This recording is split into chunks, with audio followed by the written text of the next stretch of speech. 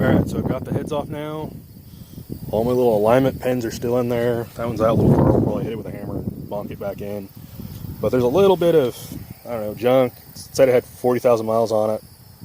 These engines are, I don't know, the way the PVC system's set up, they burn a lot of oil, I guess. And then, yeah, they're just, I don't know, they're made from factory, they're kind of dirty. They make good power and they're reliable, but like I said, sometimes they're a little dirty. But you just want to take these little bolts out. I've already loosened them up. Make sure you save them. There's only 4 on the entire motor, and unless you got spares from a buddy or something, you're kind of screwed without them. You can get away with sticking a regular bolt in there with a small washer maybe. The head gasket will actually lay over the top of it. It'll hold it in so it won't back out. But they do have a torque spec, and I just recommend just saving those guys. But yeah, so let's get this lifter tray out.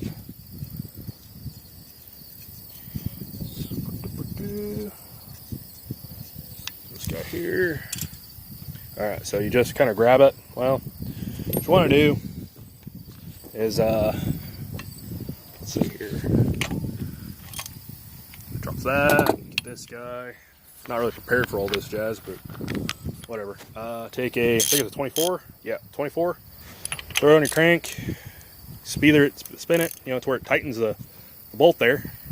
And what's supposed to happen, I've already spun this over a few times, the lifters are going to get stuck in this tray. If not, you'll take a long pair of needle nose pliers and fish them out. But a lot of the times they do get stuck in the tray, and you just kind of give it a wiggle, you know, and hope for the best. And that's 3 out of 4. That ain't too bad. Just kind of set these aside here, or in the bucket, or whatever you want to do, or you know, same thing here. 4 for 4. See that? I'm getting better. You can actually just buy a set of 8 lifters. Well, 2 out of 4. Going backwards. You know, but you know, can't win them all. All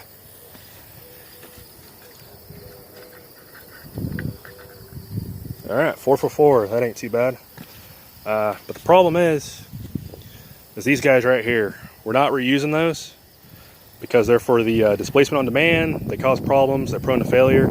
These 4, I'm actually going to reuse. Not 2. I'm going to reuse the ones without the springs. See the, well, got like a crappy little deal there.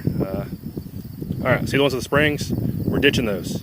We're going to keep those or swap them out. Or if you want to spend, I think it's $90 on eBay or $98. You can find them for $60 or whatever.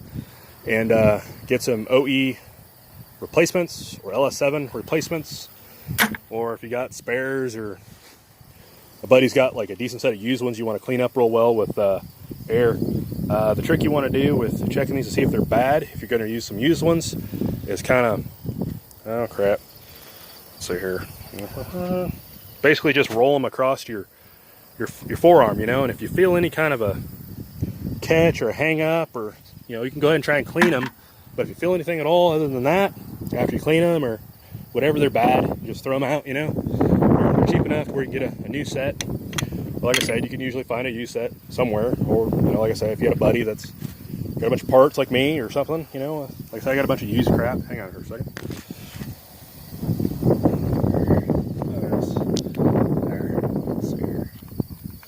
Alright, so like I was saying, you can take your forearm there and just kind of do that number. And if you feel anything weird, they're probably bad. Alright, so now that those are out, the heads are off, I'm going to go ahead and clean the surfaces of this guy. Shit, I should probably talk less. You guys are probably getting irritated and shit. If anybody's actually going to watch this shit. Hope so. We don't like wasting my time, but alright, so that off there. Guy on. Alright, so I'm going to leave the cam in. I've never actually done it that way before, but I really don't want to go and tear into another motor or just put in a different cam, so I don't want to change springs on this video or whatever. Or just right now, I get you ready for the weekend and go racing. That's all this is. Just getting a motor in the car so I can go racing.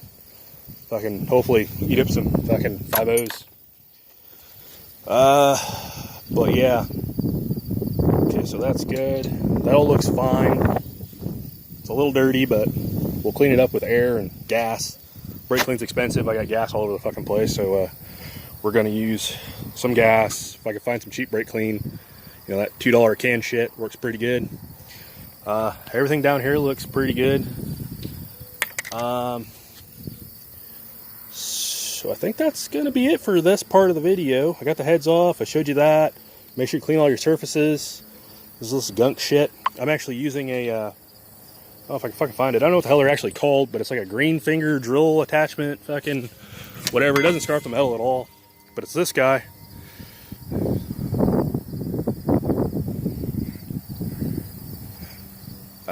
This little thing here to clean everything up. And yeah, so that's the deal there. Looks like there was some contact there. You see the shiny part to pair the part that's not so shiny. So we'll take a look at that a little later.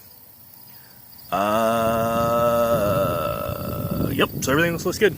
So we're gonna do some cleaning on this surface here, and then wipe it down, and then we'll come back and put the windage tray. That's when I guess we'll get to the more, I don't know, second generation F-body specific installment shit. You know, the stuff you might have some questions with. Like I said, ask questions. I'll post videos and pictures as I go along. Hopefully to help you guys out, you know, so you're not too afraid to tackle this shit. Even if you don't have a garage, like I said, I'm doing this in my front yard on some fucking plywood. Yep, alright, end of that video.